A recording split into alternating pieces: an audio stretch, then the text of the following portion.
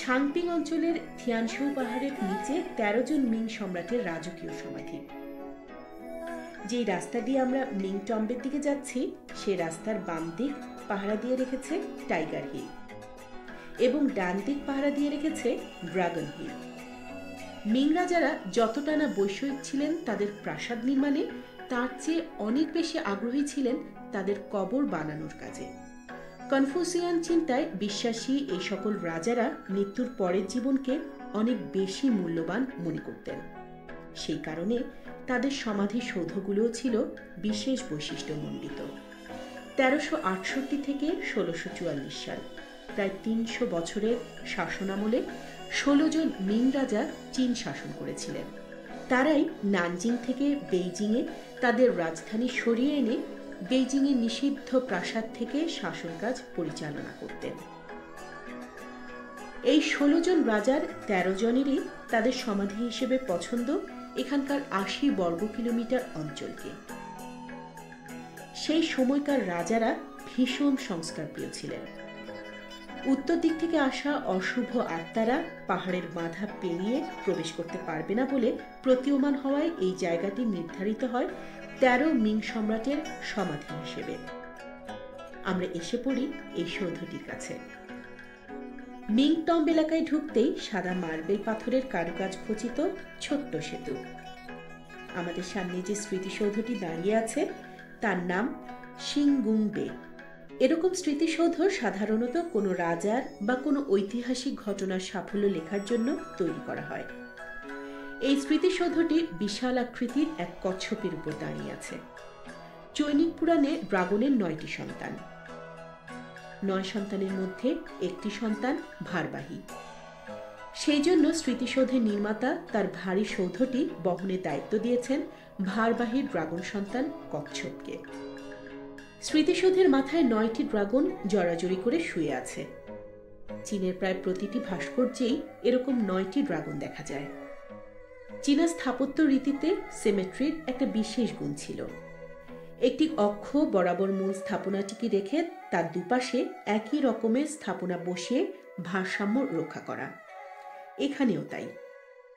চীনের ঐতিহ্যিক লাল রঙের তোরণটি Ming tomb চত্বরে ঢোকার প্রধান তোরণ। এমনকি রাজবংশের লোকেরাও ঘোড়ায় চড়ে এ চত্বরে চলাফেরা করতেন না। এই তোরণটিতে উজ্জ্বল রঙের কারুকাজ লক্ষ্য করা যায়। তোরণের মাঝের দরজাটা কাঠের। মূল সমাধি থেকে ৭ কিলোমিটার দূরে থেকে পায়ে হেঁটে শবযাত্রা করা হতো রাজার মরদেহ নিয়ে।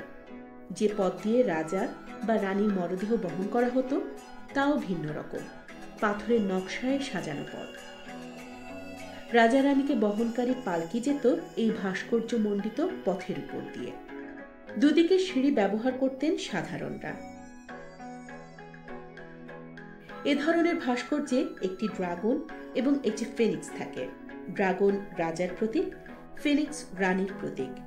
ড্রাগন আর ফিনিক্সের মিলিত রূপই সুখ এবং শান্তির প্রতীক হিসেবে চীনে যুগ যুগ ধরে চিহ্নিত হয়ে আসছে। এই ভাস্কর্যগুলোতেও ৯টি ড্রাগন থাকে। সংখ্যাতত্ত্বে ৯ সব থেকে বড় সংখ্যা। রাজপ্রাসাদ চত্বরের সমস্ত স্থাপত্যকর্মে ফিনিক্স এবং ড্রাগনের উপস্থিতি।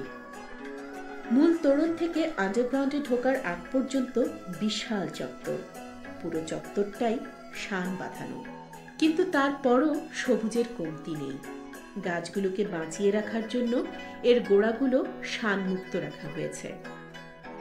ড্রাগনের উপস্থিতি শুধু তাদের ভাস্কর্যেই লক্ষণীয় নয়, ড্রাগন ছড়িয়ে পড়েছে চীনের প্রকৃতিতেও।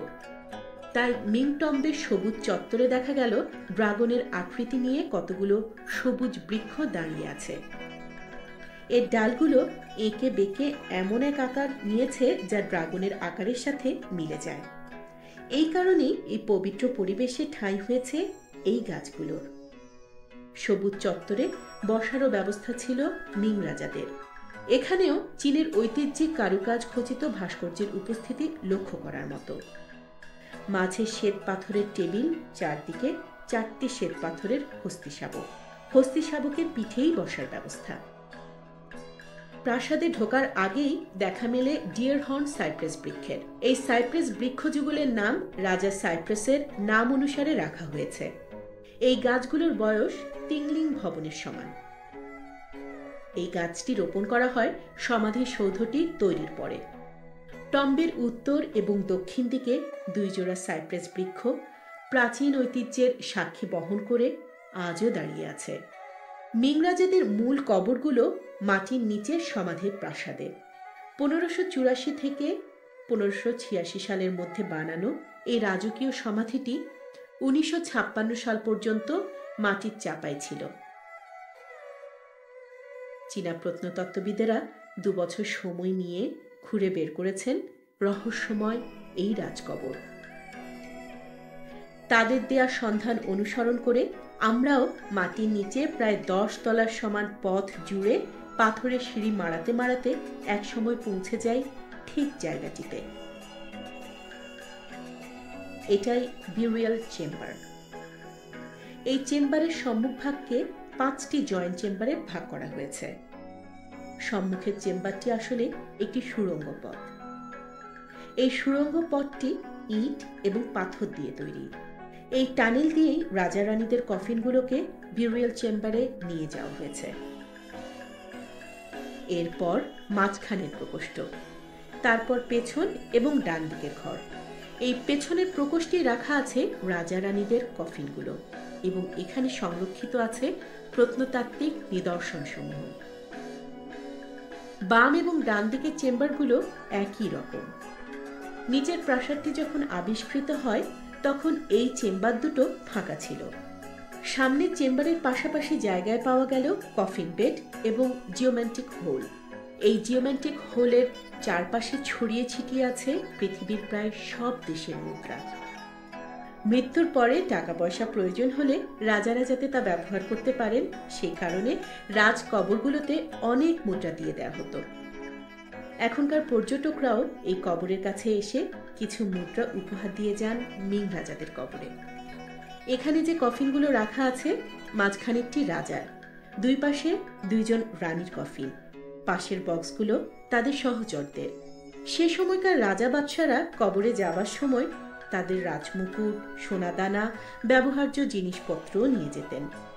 কবরের ভেতর তার খেদমত করার প্রয়োজন হলে, যদি চাকর বাকর, কৃতদাস, স্ত্রী বা উপপত্নীদের প্রয়োজন হয়, সে কারণে জীবন্ত পুড়িয়ে তাদের ছাই রাখা হতো কফিনের মধ্যে।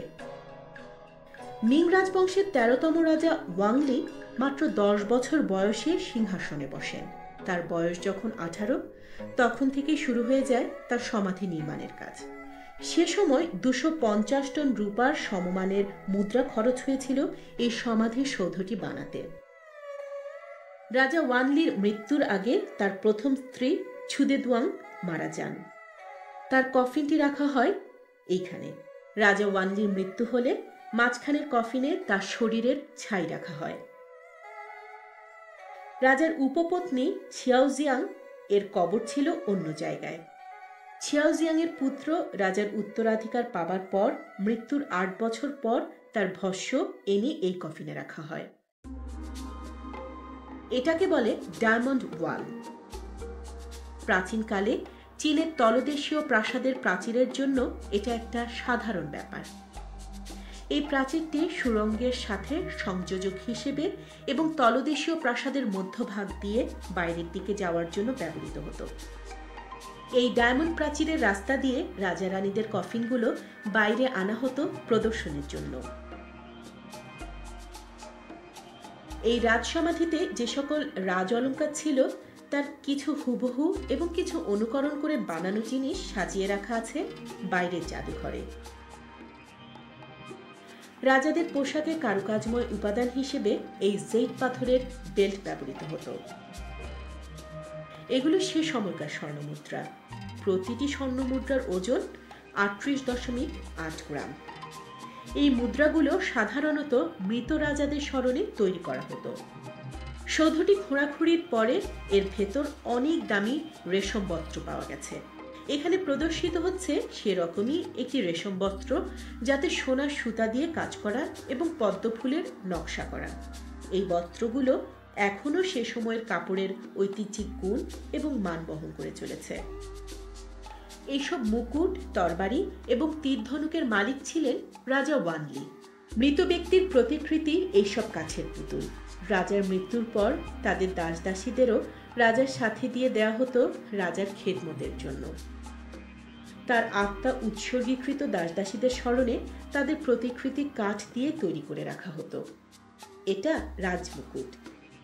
এই স্বর্ণমুকুট ব্যবহার করতেন রাজা। জালের মতো বুননো এই কাপড় তৈরি করা হতো খুবই সূক্ষ্ম চিকন সোনার তাগ দিয়ে। এটাকে বলে স্বর্গীয় টুপি। রাজাদের যখন এই পৃথিবী এবং আত্মীয় পরিজনের সংসর্গ ত্যাগ করে ভালোবাসার স্বর্গে যাওয়ার ইচ্ছে জাগত, তখন রাজারা এই স্বর্গীয় টুপি পরতেন। আর এটা হচ্ছে রানীর মুকুট। সাধারণত বড় ধরনের কোনো আচার অনুষ্ঠানে রানীরা এই ফিনিক্স মুকুট পরতেন। এখানে যে ফিনিক্স মুকুটটি প্রদর্শিত হচ্ছে তাতে রাজার শক্তির প্রতীক হিসেবে 12টি ড্রাগন এবং 9টি ফিনিক্স স্থাপন করা হয়েছে। অন্য ফিনিক্স মুকুটটিতে স্থাপন করা হয়েছে 6টি ড্রাগন এবং 3টি ফিনিক্স। প্রতিটি ফিনিক্স মুকুটে 5000-এর উপরে মুক্তাখণ্ড এবং বিভিন্ন রঙের 150টিরও বেশি অলংকার। সোনার কাঠি। প্রতি সোনার কাঠির ওজন 385 গ্রাম। সেই সময়ে এই কাঠিগুলো মুদ্রা হিসেবে ব্যবহৃত হতো। 200-রও অধিক গহনা সংগ্রহ করা হয়েছে এই প্রাসাদ থেকে। কোনো গহনার গড়ন তালগাছের মাথার মতো, কোনোটির পদ্ম পাতার মতো, আর এই সবুজাভাব অলংকারগুলো মুক্তা এবং ছোট ছোট পান্না খণ্ড দিয়ে তৈরি। রাজাদের দাসী, বাদী বা উপপত্নীরা এ সকল গহনা পরতেন। এই প্রাসাদ নির্মাণের সময় অবশ্য রাজারা ভাবেননি যে তাদের মৃত্যুর 300 বছরের মাথায় তাদের কবর খুঁড়ে অনুসন্ধানী প্রত্নতত্ত্ববিদ তাদের সংস্কারটুকুকে আজকের মানুষের কাছে এভাবে খুলে দেবেন। মিং রাজাদের শাসনের অবসান হয়েছে প্রায় 350 বছর আগে।